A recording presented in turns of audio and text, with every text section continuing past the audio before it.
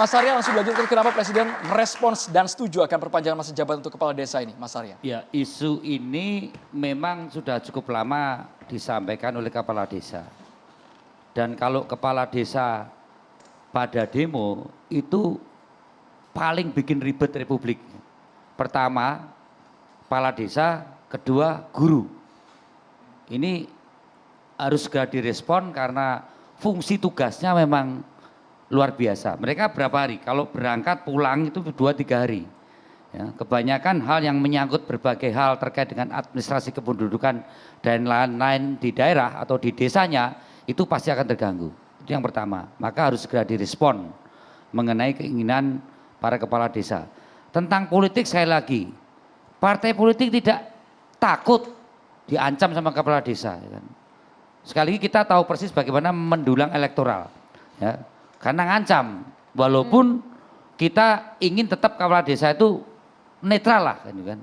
Kalau netral kita bisa bernavigasi kok. Saya banyak tidak didukung kepala desa secara elektoral. Tetap kepilih? Saya tetap kepilih kok. Tapi saya katakan secara sosiologis posisinya mereka menang dalam posisi unggul. Unggul di antara kandidat yang 5 atau 6 gitu loh.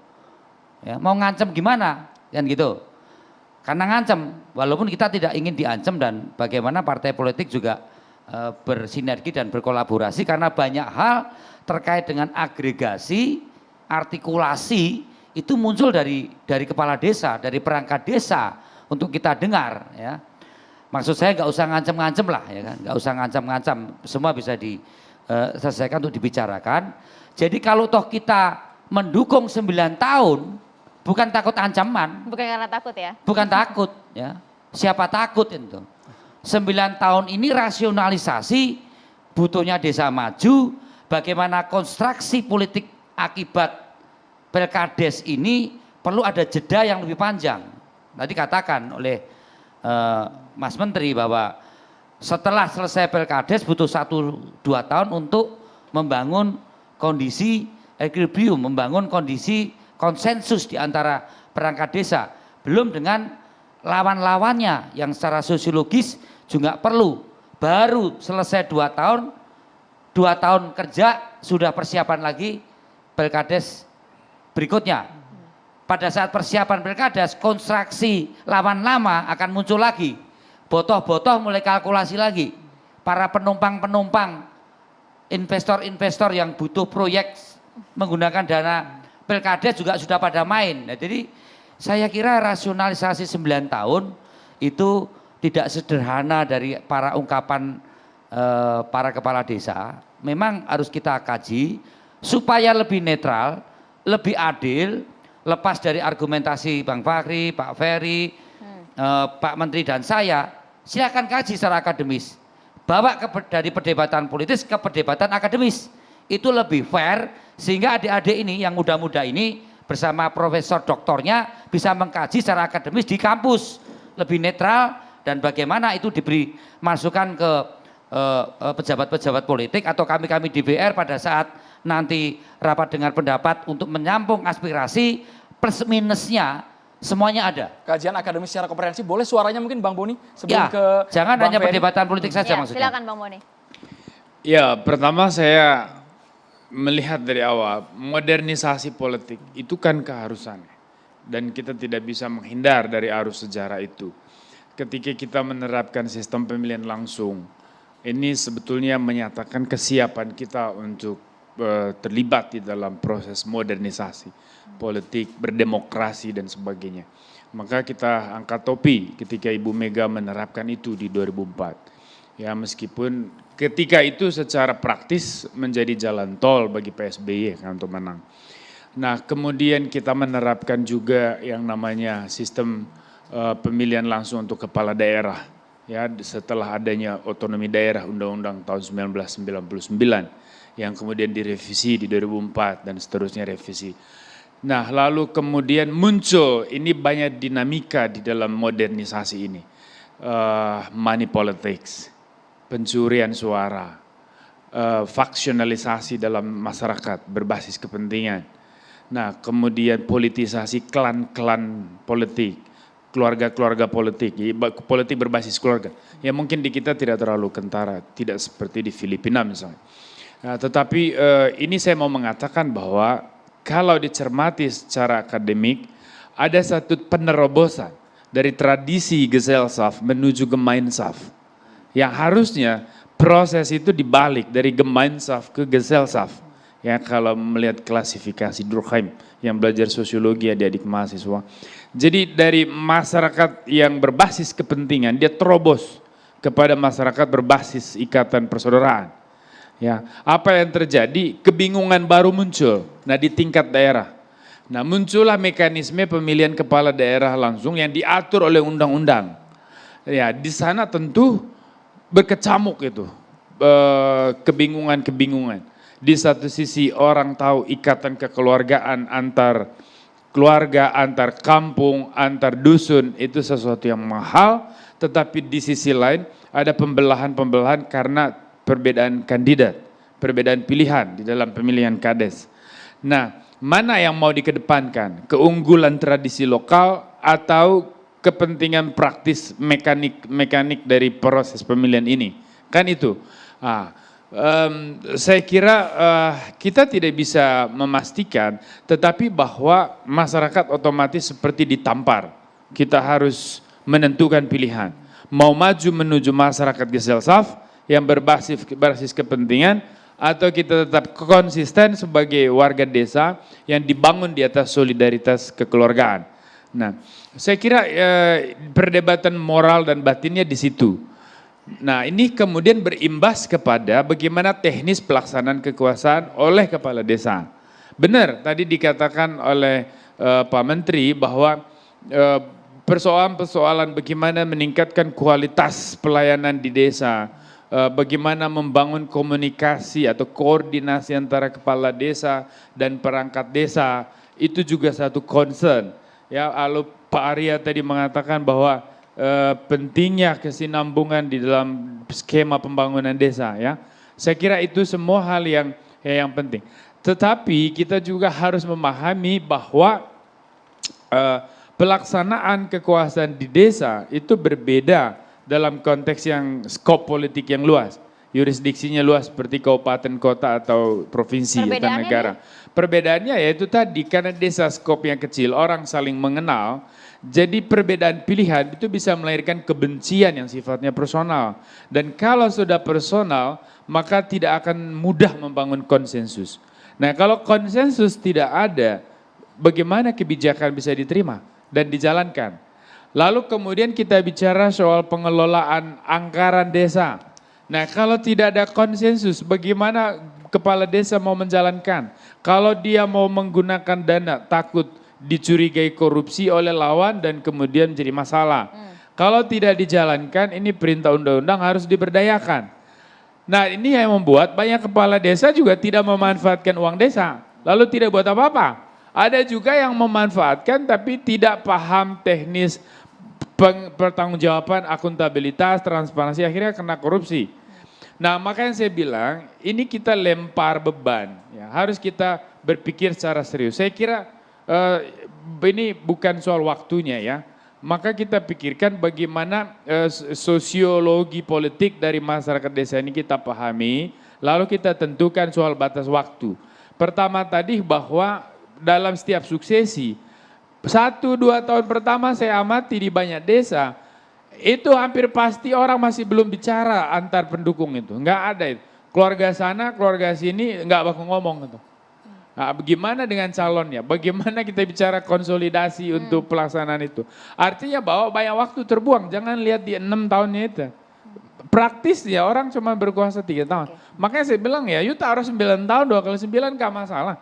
Kalau di desa itu justru orang butuh. Karena ketika dia melaksanakan itu dengan baik, orang akan tetap membutuhkan dia di situ. Mas Ferry sepakat? Artinya bahwa ini bukan persoalan waktu, tapi bagaimana mempersiapkan munculnya kepemimpinan desa yang diterima dan berguna bagi masyarakat Sampai desa. di situ Bang Boni. Anda sepakat Mas Ferry? Tadi Mas Arya bilang korelasi ini tidak ada nyambung.com-nya. Saya mau bahas yang nyambung.id-nya. Ini boleh dikatakan beberapa peristiwa ya, terutama apa yang dilakukan langkah-langkah oleh presiden dan berkorelasi dengan kepala desa, banyak sekali pelanggaran konstitusional dalam pemerintahan Pak Presiden Jokowi yang juga dikritik oleh Bu Mega, terutama soal masa jabatan gitu ya. Nah, saya mau mengatakan bahwa dalam konsep Pelanggaran yang mana? kan kata Bu Mega soal Pak Boleh Jokowi gunakan mic-nya, tidak boleh Mas lagi bicara 3 periode. Kan pertemuan kemarin kan ada korelasi soal pembatasan masa jabatan, itu yang mau saya bicarakan. Nah, pentingnya begini, di dalam studi politik dan hukum tata negara ini penting. Tidak ada pembicaraan soal keuntungan tertentu menjelang tahun politik.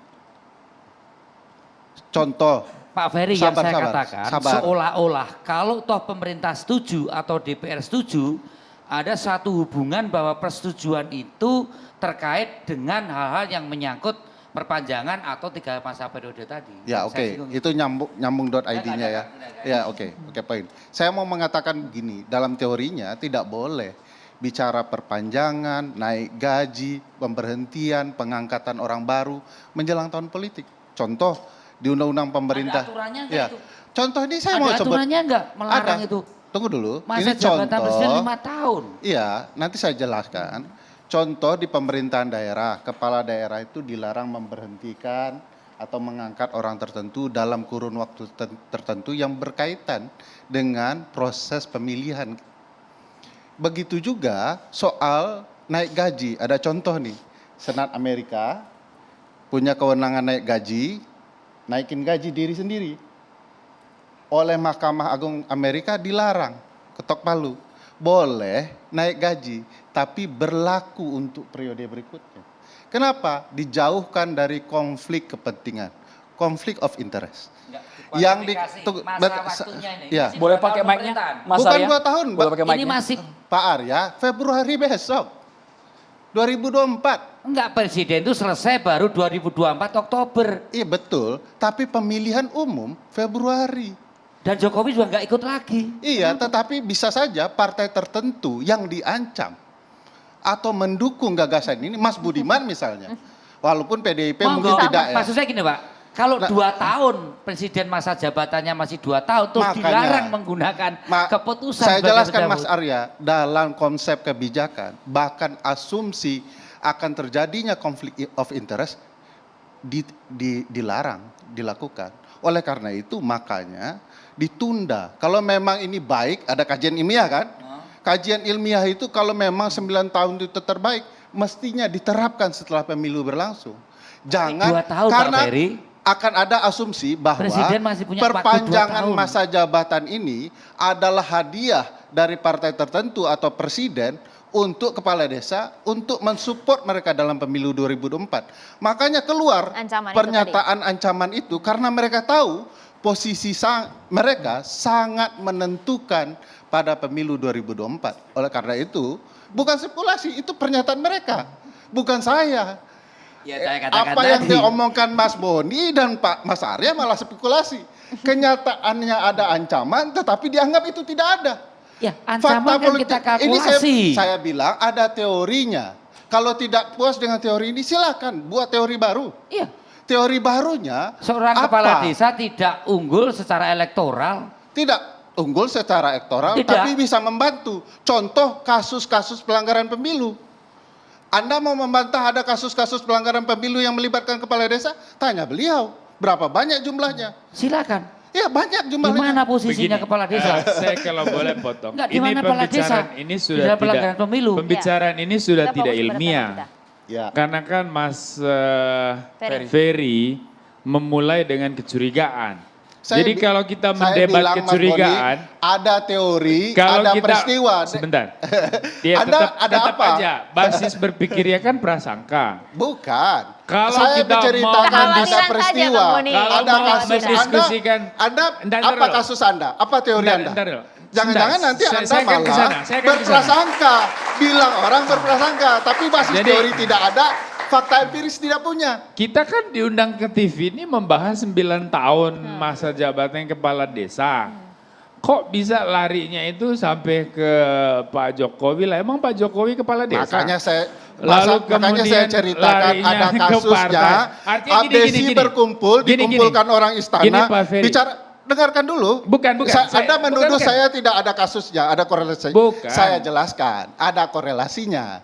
Ya mungkin. Abdesi mungkin. berkumpul mendukung presiden tertentu, sekarang bicara soal 9 Bukan, periode. kalau saya diundang ke sini untuk mendiskusikan prasangka Bapak, kan saya mungkin tidak akan hadir. Ini kekhawatiran masyarakat luas jadi Sama. kita bahas Oke. di sini. Saya Terus, kalau Nah, kalau sekarang cuma begini Kang Ferry. asumsi Kang tidak Ferry. jelas, saya juga tidak Sekarang akan hadir. begini. Bergantian Bapak-Bapak. Silakan, Bang Bang boleh Boni. singkat Saya saja, Bang bertanya Boni. ke Mas Ferry dulu lah, biar saya masuk dulu di ruang berpikir Anda. Karena kan saya terus terang agak bingung. Apakah ada indikasi atau adakah presiden di mana kesimpulan bersifat prejudis itu kemudian muncul?